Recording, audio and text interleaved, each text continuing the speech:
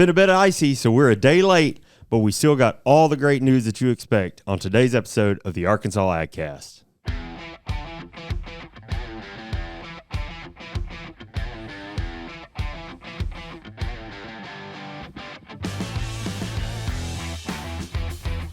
You're listening to the Arkansas AgCast, where we discuss the latest news, trends, and issues impacting Arkansas farmers and ranchers.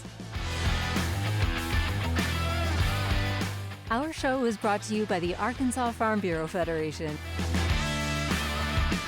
It is Friday. Yeah. That's a little different. We're a little late, but it's okay. We're here.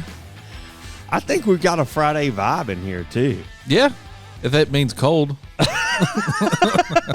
The video totally looks Friday-ish. Yeah, I thought so. I can't tell you how many people have stopped me and been like, oh, do you need some gloves for the podcast? Like making fun of me because I'm like, we talk about how cold it is in here. It's a little cold. Yeah. It's cold, but I kind of missed it too from being at the conference last week.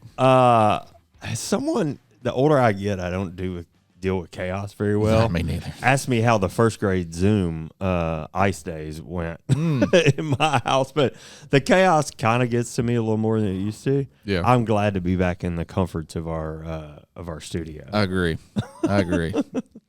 But that was fun being at the Arkansas Grown Conference. Having Wes Ward on with us, I think he enjoyed it. I think he did too. He I think he had a good time. Yeah, I really do. He brought another aspect to the show we hadn't had at least since I've been here. Yeah, for sure. Yeah. From your perspective as a specialty crops guy, you were also there for the duration of the show. I mean, what did you think? I thought it went really great. Talked to a lot of the attendees. They said it was great. They with it being sold out, we didn't expect that. I don't think even the ag department expected it to be so sold out. Yeah, if that's a thing, sold out. But the workshops were apparently well attended. Other associations that were there that had their annual meetings really enjoyed the space that they had, and you know, it allowed other people to come in. Say like the Agritourism Association of Arkansas, they have a hard time kind of getting members because it's hard to get off the farm. Sure, absolutely. Owner operator. So when they came down, they were able to come down and kill two birds with one stone. Is come to this conference, learn a few things, but also come to their annual meeting. Yeah, and they had a really good turnout. And I was really pleased with that. The trade show booths were great. It was packed. I enjoyed the 3 days that I was there. Yeah. Speaking of agritourism, I would love for us to spend some time, maybe one episode, maybe we do it as a bonus episode or something like that, just talking a little bit about that and learning sort of. I think everybody understands. For me, when I hear agritourism, my head goes to U-Picks and things like that. But like, blueberries. I saw Harvest Host was a sponsor of the event and things like so camping opportunities. You know, I would just love to learn a little bit more about that. I bet our listeners would too. Yeah, you know, just to plug St. Joseph's in North Little Rock, they've got kind of what you're hinting at, because they have RVs come in and they have spots for them or vans or whatever it may be. But that gives them an opportunity to have people out on the farm or the property. Yeah, that St. Joseph Center is really special. We went out there for a Christmas market. It's not far from our house, and just really enjoyed our time out there. And it's a really cool setup with a good story too. Yeah, so. And Miss Sandy that runs it, she's the Agritourism Association president. She's real great. Yeah. All right, Mr. Pistole, welcome back. Thank you. It's been a few weeks. It has been. I had an applause button. I would push it right now. Oh, man. Well, we know if Jenny was on the show, she would have already done it.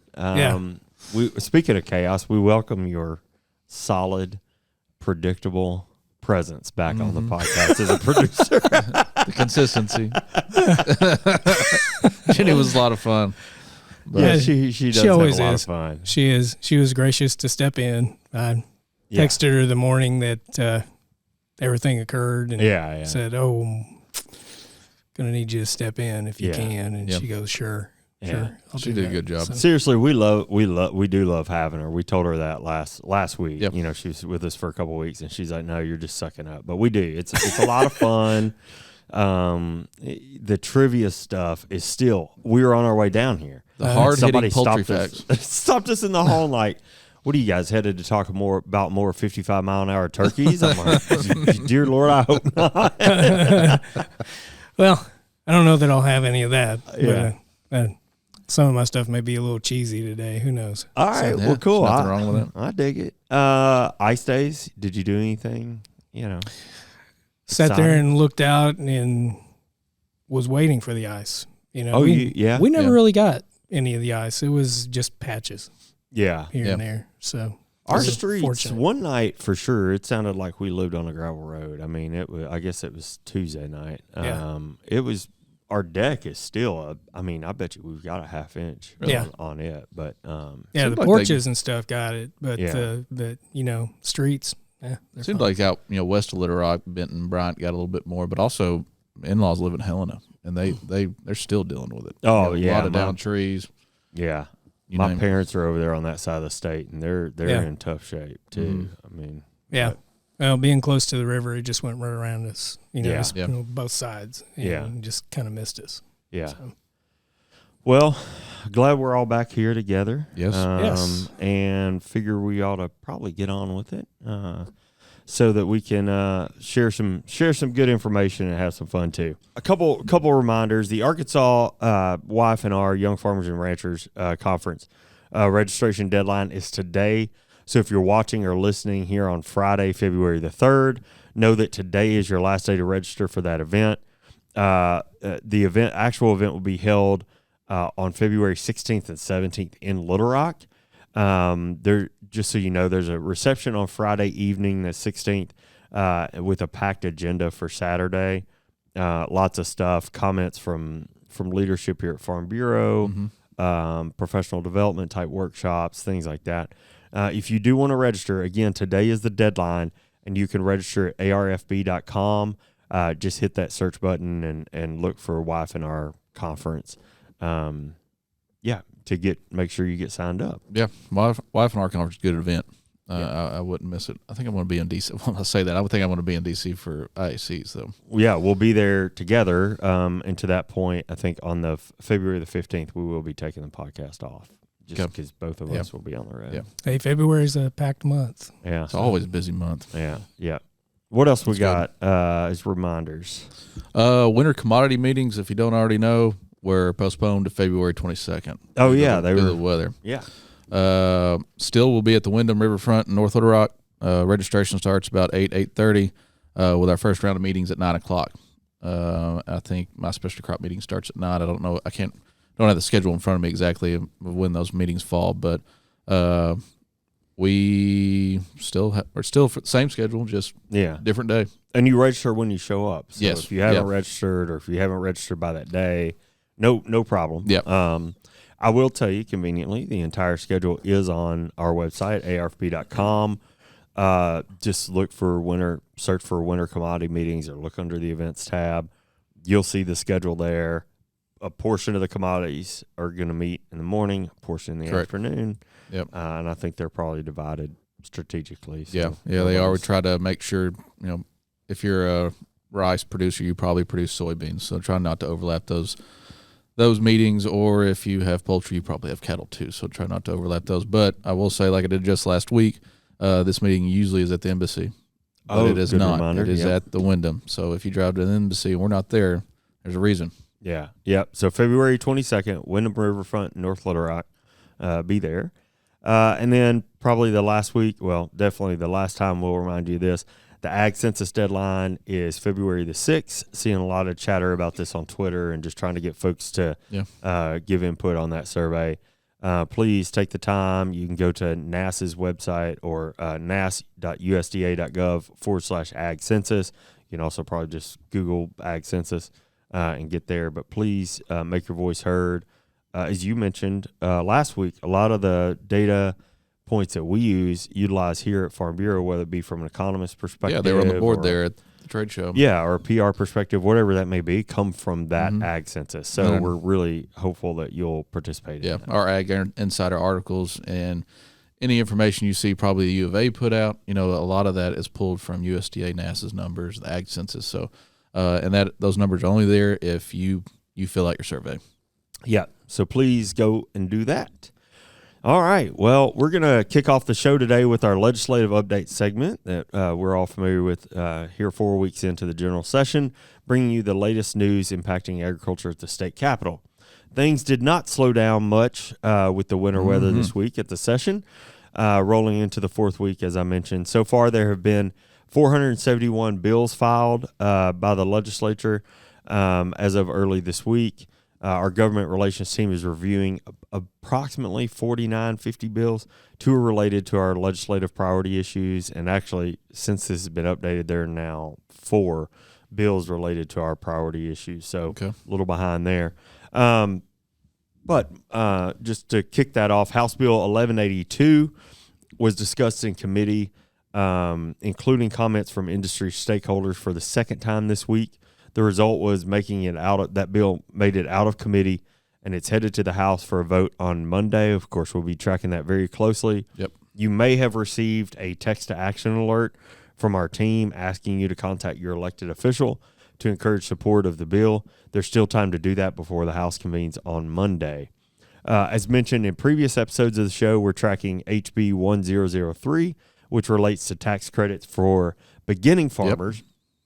I'm also proud to report that HB 1336 was filed this week, which addresses our policy priority of creating an ag education pilot program for elementary and secondary education. The last bill we'll mention today is SB 191 to amend the method of how board members are selected to the state plant board. If you'd like to keep up with our biweekly legislative update emails, they come out on Monday and Friday mornings. Just text ARFB to 52886. That's ARFB. Text that to 52886, or reach out to any member of our government relations team. Oh, man. Yeah, I got my text the other day. I did too. Yeah. So anyhow, that's it. That's our legislative update for the week. John, you want to move on to some news? Yeah. All right. Here we go. Let's start off with some cattle news. What do you think? Yeah, let's do it. USDA's 2023 cattle inventory report was just released on Tuesday, January the 31st, just this last Tuesday, giving us a comprehensive look at the state of the current U.S. cattle herd. As reported by USDA, the nationwide cattle and calves inventory as of January 1 was down a total of 3% from this time last year. Oh, goodness. You'll probably kind of see where I'm going with this here in a second. And I'm probably going to throw a lot of numbers at you, so just kind of pay attention. Okay. If you can. In 2022, the U.S. inventory was reported at a little over 92 million head, whereas we began 2023 at 89.2 million head. Okay. This is the lowest estimated inventory since 2015. Oh, man. I should also mention that Arkansas's herd dropped by 4.1% to 1.63 million head. No, so outpacing the national decrease. Yeah. Wow. Okay. So when we break that down to just beef cows, which is probably or is our main cattle here in the state, we see that the U.S. inventory as of January 1st, 2023 was 28.9 million. That's down 4% from the same time in 2022. This is the largest annual decline in beef cow inventory since 1986. So that was 36 years ago. Yeah. Yeah. You were born. I was born in 96. All right, just making sure. Also, as an indicator of future supplies, USDA's report estimates a 2% decline in the nation's calf crop. So, like I said, that's just a show of where the herd and inventory is going. Yeah. This is also the lowest reported inventory of the calf crop since 2015. This semi-annual report comes after one of the worst droughts the U.S. and Arkansas has experienced in the last decade. The drought in 2022 forced many producers to sell cattle, specifically heifers. They would have kept for calving sooner than they normally would have.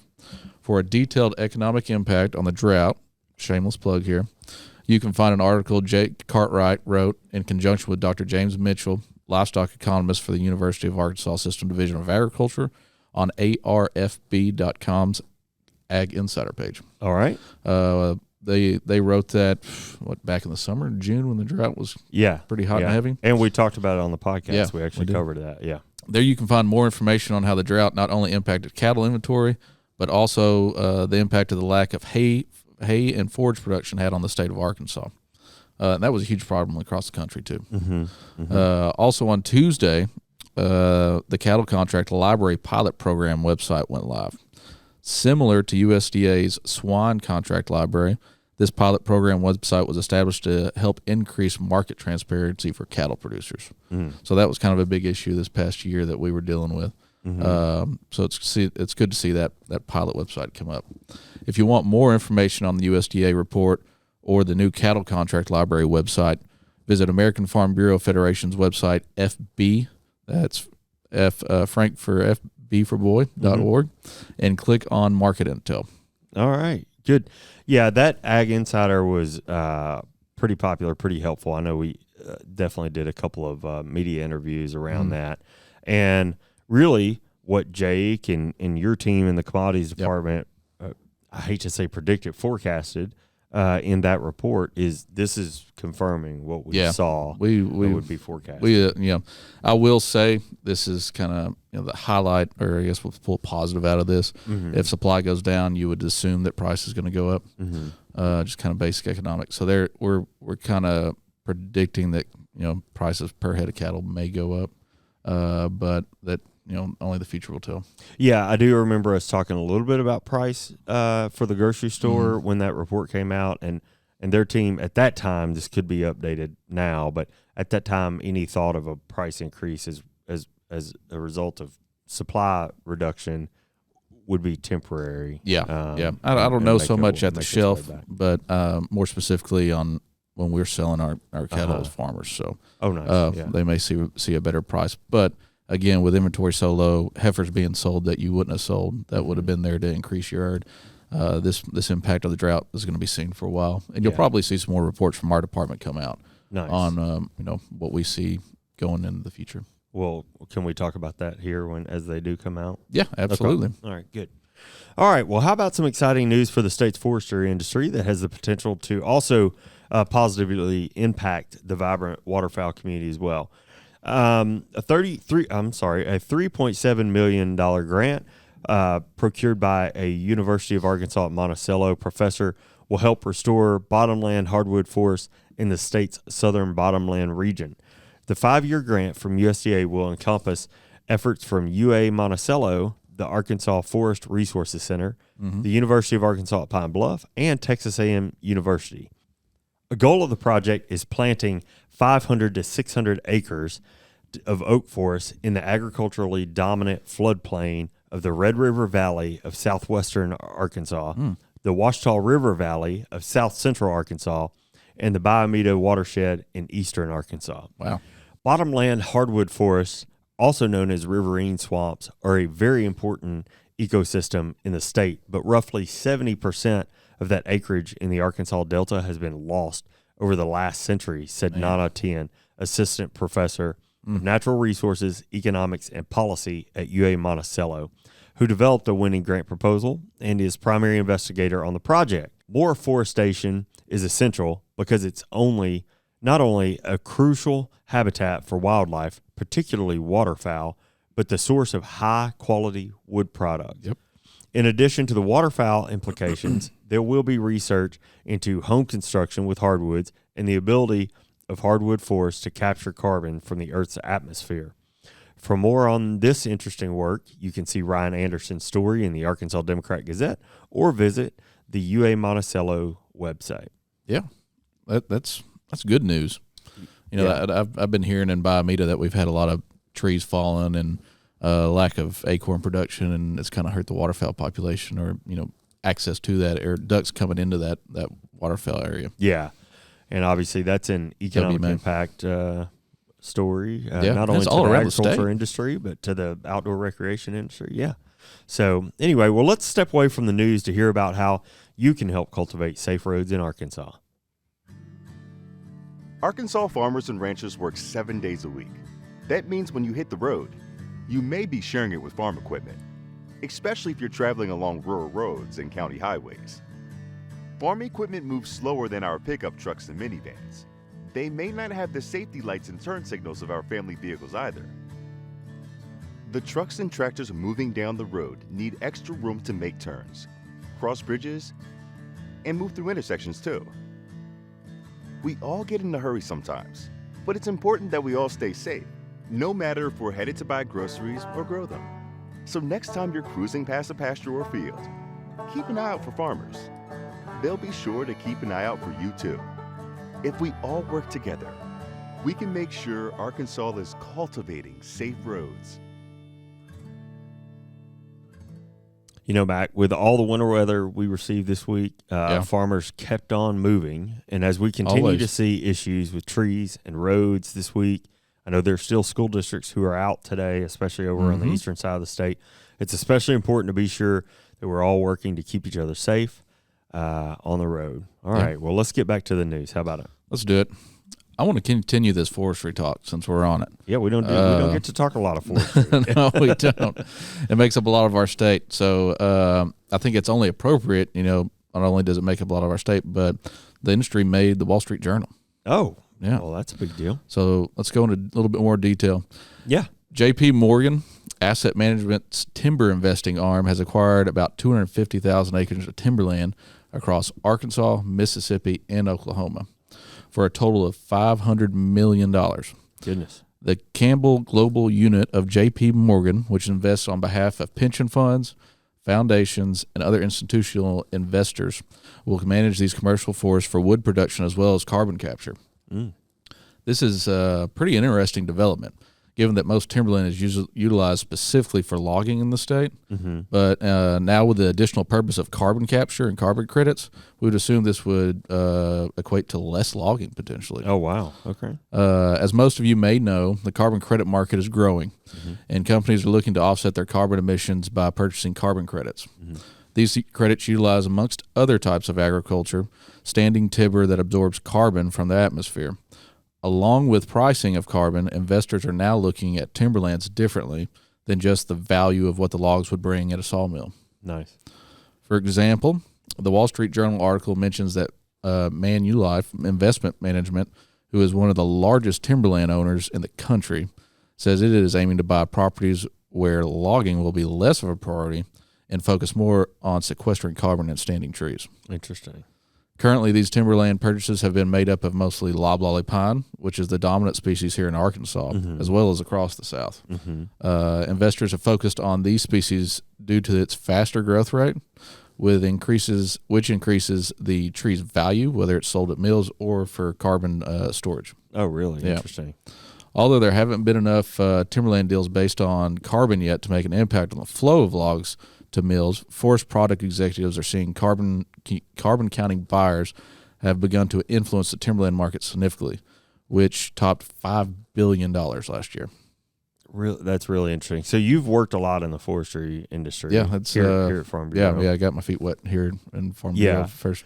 I'm just curious, how long and you may not be able to answer this question, but how long can a tree grow to sequester carbon? Does it limit out at that? Eventually, can it sequester carbon until it gets to, harvest size? Yeah, and then go harvest to the mill, or what? Harvest is anywhere from, depending on the tree's growth, 15 to 30 years. But if you ask our forestry chairman, Grant Pace, even the stump still continues to sequester carbon. Oh, interesting. Yep.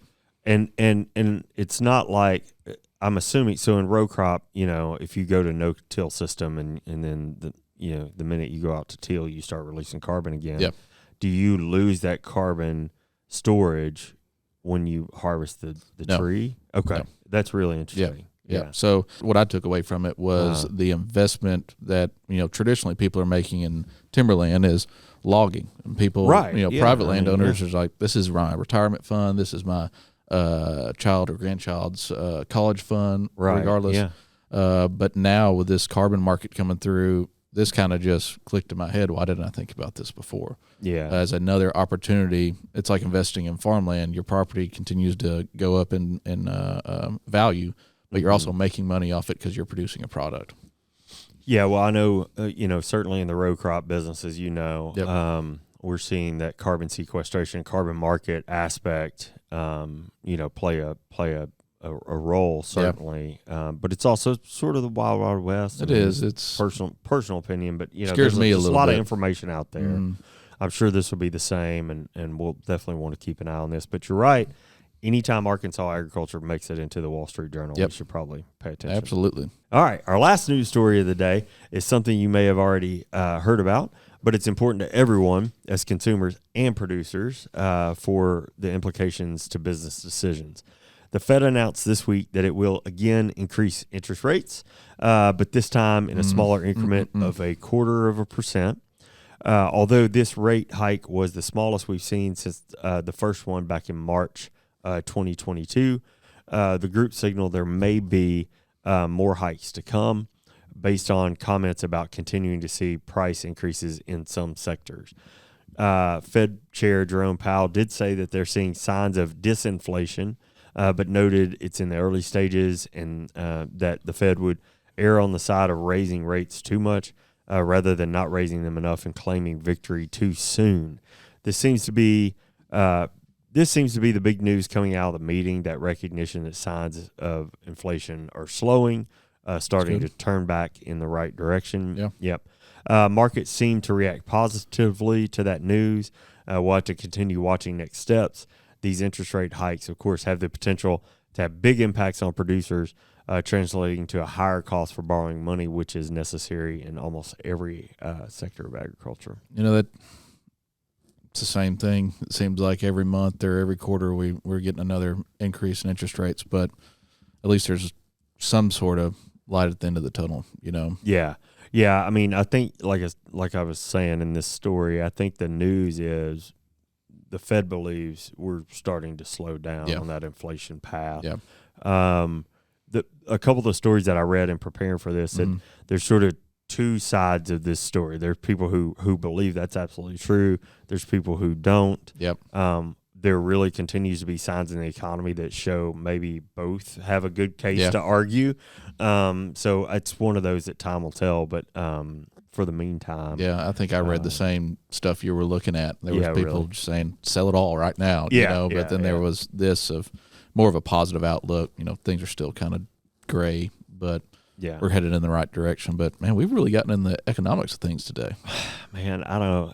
Is that my fault? It is. This is the influence you bring, and I don't know how comfortable I feel. Sometimes I'm like, man, but no, it's good. I think it's important. I mean, because obviously it's like we mentioned, it's going to impact producers. Yeah. But I mean, the cost to buy a car, the cost to buy a house, the interest rate on your credit card. I mean, all these things for consumers too are impacted by this. Yep. So, it's important news to cover. But it seems like people are still out there spending money, and it makes you think, how? Yeah. And things are so expensive, inflation and interest rates are so high. Yeah. When is that bubble going to pop? But that's kind of my just out loud thing. Well, you're an economist. That's how you think. And, I did read in the Arkansas Business yesterday that the used car market has almost regulated itself back. Yeah, I've been hearing the same. To normal. So if you're out car shopping, you're going to pay more on the loan, but hopefully you won't overpay for more the car. realistic price. Yeah, exactly. Well, let's go straight dead transition from boring economist stuff. You like that? Come on, man. To Brian coming back and hopefully bringing some normalcy to this. Man is back in town. First, I appreciate the confidence. I don't know that I'm going to merit that, but are you going to talk about 55-mile-an-hour running turkeys? Are you going to live up to Jenny's standard? That's a tall order. That's a tall order. So, we're glad to have you back. Well, thanks. Glad to be back. Well, do you have any fun for us? I do. All right, cool. Some of them you're going to hate me for, but it can't be. It was the last 2 weeks. It's kind of a last minute grab there. So we'll see. Did you see me walk off? If you make Jason run away from the set, you're really doing something. Well, I guess I'll start with this one. Okay. I have thousands of ears, but I'm a terrible listener. What am I? Thousands of ears? Oh, a cornfield. There you go. Hey. See, you see where we're going with this. Yeah, you see where we're going with this. That's it. All right. It is very corny. Thank you, Matthew. A farmer had 752 sheep. Okay. He took one shot and got them all. How did he do that? Picture. There you go. See? How about that? Look at you. That's for the photographer in the room. Yeah, Just right. wanted, 2 sheep questions I got. Yeah, that's right. That's right. Well, you're the sheep expert. That's right. Let me see. There was one other one here. Small remnants. I grow on a farm, orange, and used, but then get thrown away. What am I? Grow on a farm, orange, and used, but then I get thrown away. A levee gate? Nope. No, it's got to grow on the farm. There's 2 different types of levee gates out there, I guess. And used. Yeah, you got me, man. Pumpkin. Oh. Yeah. Say that again. Not the pumpkin, but the I grow on a farm, orange, okay. and used, and then get thrown away. Okay. What am I? Yeah. So these are wordplay things. So Yeah. here's the one y'all are going to hate me for. Okay. Oh, goodness. True wordplay here. Okay. Last one. If I had 4 eggs and a thief gave me 3, my rooster laid 5 more, how many do I have left? If I had 4 eggs, a thief gave me 3, my rooster laid 5, how many do I have left? My assumption is it's not 12. I feel like I'm going to give the wrong answer here. Yeah. Probably so. Say it again. If I had 4 eggs If. and a thief gave me 3, and my rooster laid 5 more, how many do I have? That's what I was going to say, but I just don't feel like it. I was going to say 7, but I don't know if there's something I'm missing. It's wordplay. So Okay. If there's no There's no something commitment about- that you actually do have I them. see. The thief gave you 3. He's a smart cookie. So do you have 3 because your rooster doesn't lay eggs though? Ding, ding, ding. Oh. If I had 4. Look See? at you. That's some smart math right there. Yeah, That's yeah. what I got, though. All That right. was it. So So the answer is 3. the answer is 3. Because that's the only real if- eggs in the basket. Yeah. The thief gave you 3. Yeah. Rooster doesn't lay it. So you're an accomplice to a crime. That's right. Yeah. You are. Well. You are. Uh, So Really anyway, thinking into this, is that logic or philosophy? that was the I fun can't for the believe day. we didn't get the. I can't believe I didn't get the rooster part. That's pretty embarrassing. All right, well, that was fun. Sorry again to be a day late, but hey, we're still here. That's right. Like you expect us every week. That wraps up the news for this week. Thanks for following along with the Arkansas AgCast. We're grateful for you taking the time to watch and listen. Remember, you can catch the video production every Thursday at 4 p.m. on Facebook and YouTube. Listen to the audio version later on iTunes and Spotify. Make sure you leave us a review when you have 2 extra minutes. Yep. And the Arkansas AgCast is brought to you by the Arkansas Farm Bureau, as always, and hosted by me, Jason Brown. And me, John McMinn. And we'll see you next week.